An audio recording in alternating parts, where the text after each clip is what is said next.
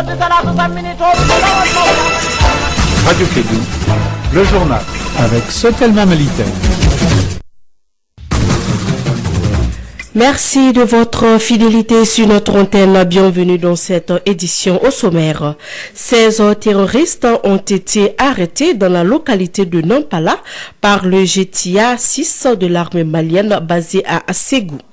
Les pourparlers intermaliens vont reprendre le 11 février prochain. C'est ce qu'ont décidé les médiateurs. Remise de matériel d'assainissement et d'équipement aux associations et ONG féminines de la commune du district de Bamako. C'est une initiative de Madame la ministre de la promotion de la femme, de l'enfant et de la famille. Voici pour vous les titres, les détails dans un instant avec Mariam Kouyati.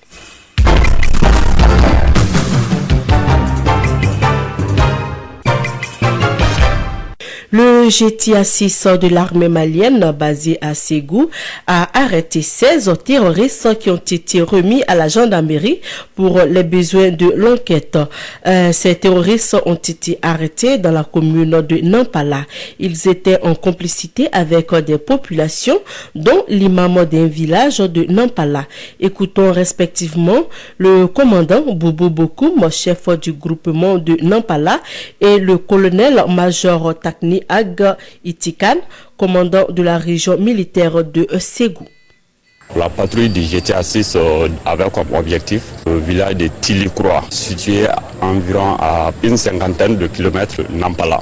Les informations qui nous parvenaient disaient que l'imam de ce village avait une complicité établie dans le banditisme qui sévit dans la localité de Nampalari. Suite à la perquisition, nous avons récupéré un certain nombre de matériel de guerre, des tenues de combat, des cartouchères, un nombre important de téléphones portables. C'est ce que j'ai demandé à la population malienne et toutes les autorités maliennes. Ils ne prennent pas l'amalgame entre les Peuls et les autres ethnies. Toutes les ethnies, il y a des malefacteurs dedans. Les pourparlers intermaliens vont reprendre le 11 février prochain. C'est le souhait des médiateurs. Au Mali, une table ronde a été organisée par le gouvernement dans ce sens. Au cours de cette table ronde, les participants ont souhaité que des thèmes comme Azawad, région intégrée soit bannie du vocabulaire des pourparlers. Ils ne sont pas d'accord aussi avec la valorisation des cadis ou juges coutumiers. Écoutons les impressions de certains participants à cette table ronde.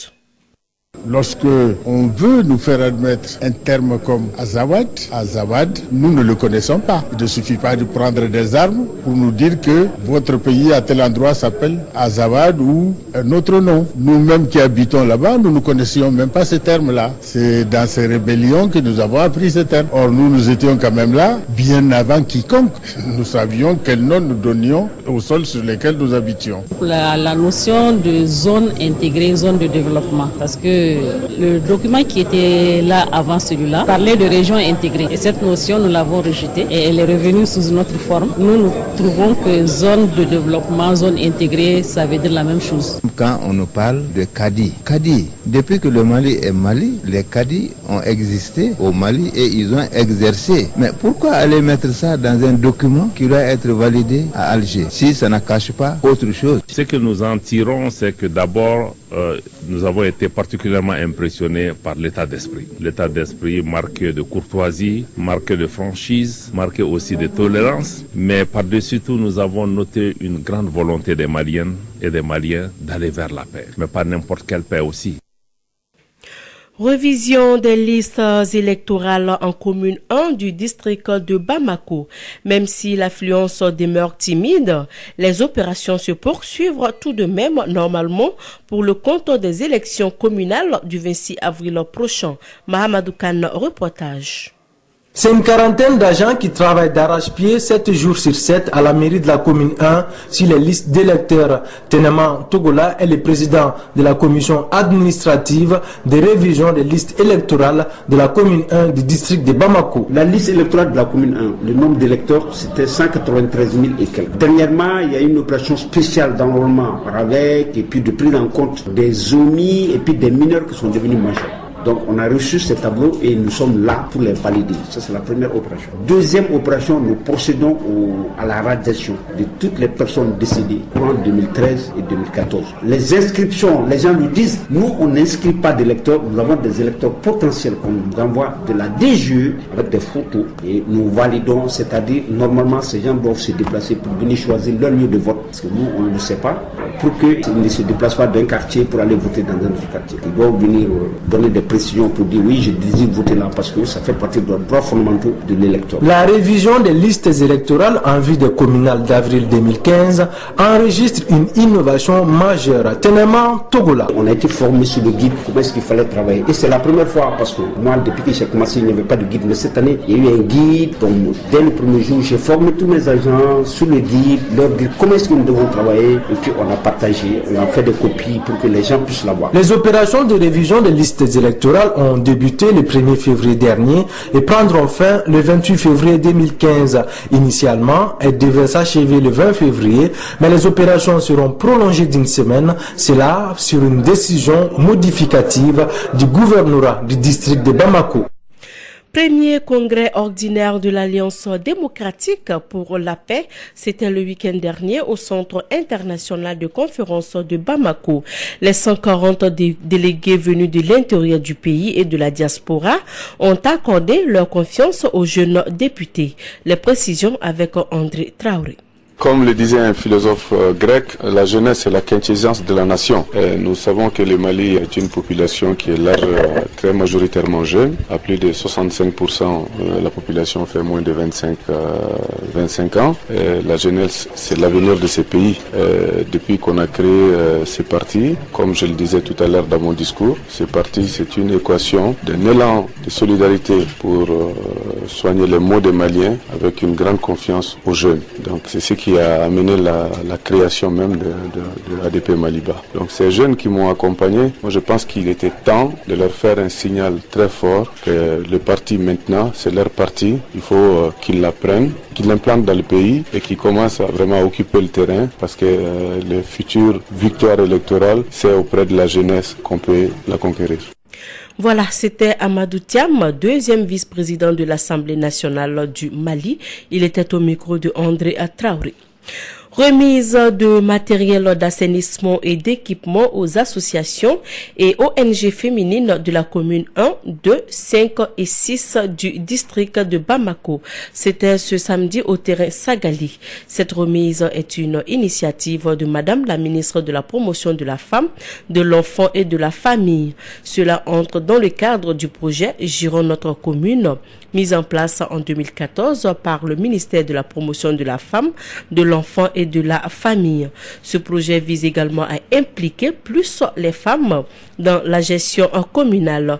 Écoutons Madame Conté Fatoumata Diakoumba, directrice régionale de la Promotion de la Femme, de l'Enfant et de la Famille. Elle est au micro de Clédou Info. C'est les objectifs visés par la mise en œuvre de ce projet. Susciter un changement de comportement favorable à l'abandon des actes qui contribuent à la dégradation de l'environnement dans le district de Bamako. Assurer le renforcement de capacité des femmes du district de Bamako en vue de leur implication dans la gestion de leur commune. Promouvoir la redevabilité par la redynamisation des pratiques traditionnelles positives. Cultiver la solidarité entre les femmes pour une amélioration de leur représentativité dans les organes de prise de décision. Favoriser la mise en réseau des associations. Amener les femmes à développer des activités génératrices de revenus en vue de leur autonomisation. Organiser des journées d'action citoyenne pour améliorer le cadre de vie. Pour réussir les différentes tâches, des appuis sont nécessaires. C'est dans ce cadre que se situe cette présente remise de matériel et équipement. Nous avons des bâches, des chaises métalliques, des chaises en nylon, des brouettes, des pelles, des râteaux, des boîtes, des gants, des poubelles demi-fûts, des cache-nez, des balais, des pics, paniers, petits pelles et moulins. Bientôt, plus d'ordures dans les rues de Bamako. C'est l'assurance donnée par le président directeur général du groupe Ozone ce lundi lors de la cérémonie de lancement de la convention entre cette société marocaine et le Mali. La dite convention vise à assainir la ville de Bamako pendant 8 ans. Le coût global de la convention est d'environ 9 milliards de francs CFA. Les précisions avec le PDG du groupe Ozone, Aziz El Batraoui. Il est au micro de André Traoré. Sur le terrain, le contrat prévoit la collecte des ordures ménagères et le transport et l'évacuation vers la décharge de Momambougou. Aussi le balayage manuel et le balayage mécanique par les machines des voies et des rues et des places publiques, ainsi que le lavage des places et des voies publiques. C'est un engagement, déjà il est contractuel, mais une promesse, c'est avec qualité, non seulement balayer, parce que vous allez voir, aujourd'hui même, cet après-midi, des balayeurs qui vont commencer le travail sur le terrain, ils vont commencer le balayage des voies. Vous allez voir des balayeuses et des laveuses en train de laver à haute pression les statues qu'on trouve aujourd'hui au sein de la capitale Bamako. Mais moi je promets au-delà de la prestation une qualité, une meilleure qualité des voies. Et je vous promets non seulement un mois, mais dans une semaine déjà on va voir les centres, les grandes places déjà propres. La Fondation Clédou a procédé ce samedi à une remise de dons d'une valeur de plus de 11 millions de francs CFA. Ce don est composé de médicaments pédiatriques, des denrées alimentaires, des produits sanitaires, des vêtements et divers autres cadeaux. Il s'agit pour la Fondation Clédou et ses partenaires d'apporter leur soutien aux orphelins de la pouponnière de Bamako et de l'orphelinat Niabé à ce Mali. Cette action entre dans le cadre de la 11e édition de la collecte de fonds au profit des orphelins. Pour plus de détails, écoutons Madame Sagali Aïcha Koulibaly, directrice de la Fondation Clédou. La rencontre de ce matin, c'est un élan de solidarité. La Fondation a essayé de faire un geste au niveau de 2 orphelinats, la pouponnière de Bamako et aussi l'orphelinat Niabé. Donc on est allé voir ensemble ce qu'on pouvait collecter au niveau des entreprises, partenaires au groupe Clédou, mais aussi des entreprises et aussi des employés du groupe Clédou, ainsi que nos familles, nos amis. On a pu avoir un total de 11 millions de francs CFA, comprenant 2 millions environ de dons financiers et d'autres dons en nature, notamment des sites web, des dépliants, des vidéos documentaires. Il y a vraiment beaucoup d'orphelinats à Bamako, mais il faut commencer par quelque part. Donc on a choisi ces 2 structures pour les encourager. Prochainement, il se peut que pour une autre édition de collecte, on puisse penser à d'autres structures aussi. Donc ça, ceci n'est pas exclu aussi. Étape suivante, vous savez, on a beaucoup de missions. Ça pourrait être apporter notre contribution à l'environnement et aussi aux conditions de vie des enfants de la rue. Parlons culture à présent. La pièce de théâtre Icharla a été présentée au public le vendredi dernier. C'était à l'Institut français de Bamako. Cette pièce est basée sur la mauvaise utilisation de la religion musulmane, la corruption, l'éducation et la citoyenneté. Les impressions du ministre des Affaires religieuses et du culte Tieno Ouma As Diallo et Nti Traoré, comédien et acteur dans la pièce.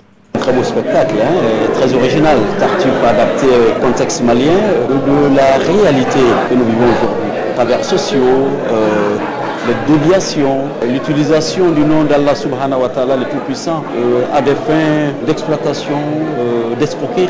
Mais au-delà de ça, vous avez lu le discours de Clément. Ce qui importe, c'est l'homme dans sa voie, dans sa dimension, être correct envers son Seigneur. Et qu'au-delà, le Dieu est un Dieu d'amour pluriel qui a voulu que nous soyons pluriels sur terre et que donc par-delà, nous devrions nous respecter dans nos différences. Et ça, cela était très superbe. C'est le collectif, après les termes de référence qu'il nous a donné. Là, on a brossé un scénario qui va avec Tartuffe de Molière. Donc on s'est référé de la situation de ce pays pour faire ce spectacle. En fait, c'est un peu difficile à comprendre. Le message, c'est derrière ce qu'on a. Parce que les gens pensent que on peut réussir sans travailler avec ceux qui nous disent les charlatans, les marabouts, les féticheurs, alors que rien ne vaut la sueur du front. Travailler et on va réussir dans la vie. Sport, les éléphants sont de retour au Bécaye après leur victoire à la CAN 2015. Quelle est l'ambiance qui prévaut actuellement à Abidjan? Sur place, nous avions pu joindre il y a quelques minutes un journaliste sportif, Saïd Diarasouba. Voilà la coupe dans la main du chef de l'État Alassane Dramane Ouattara. Ils sont descendus maintenant, ils sont partis comme la trajectoire le disait. Ils sont présentement à l'entrée à l'aéroport d'abord, parce que il faut dire tout simplement que c'est de l'aéroport, l'équipe et le chef de l'État et tout le gouvernement partiront pour le stade de Félix Houphouët-Boigny. Actuellement, ici, à l'aéroport international Félix Houphouët-Boigny, les brins de main du capitaine Yaya Yaya Touré, qui a la main aussi dans celle du chef de l'État, le président Alassane Dramane Ouattara. Oui, Saïd Diarasouba, cette coupe-là, ça a été une surprise? Oui, ça a été une surprise pour la plupart des Ivoiriens, il faut le dire. Depuis le début, bien avant, il y a 6 mois de cela, personne ne croyait à cette équipe. Personne ne croyait à Hervé Renard, l'entraîneur qui avait coché la Zambie contre la Côte d'Ivoire en 2012, tu le sais, et qu'il avait emporté face aux Ivoiriens. Personne ne croyait à ce monsieur. Ce monsieur aussi est intelligent, mais les Ivoiriens ont commencé à croire lorsque les éléphants ont battu le Cameroun, qui est vraiment un goulot d'étranglement pour la Côte d'Ivoire. Sur ce, sur FM cette édition, merci à vous de l'avoir suivi. Présentation, Mariam Kouyaté, partie technique, Abou Touré. Dans un instant, votre émission Allo Clédo avec Yelimadi Akonaté. Bonsoir.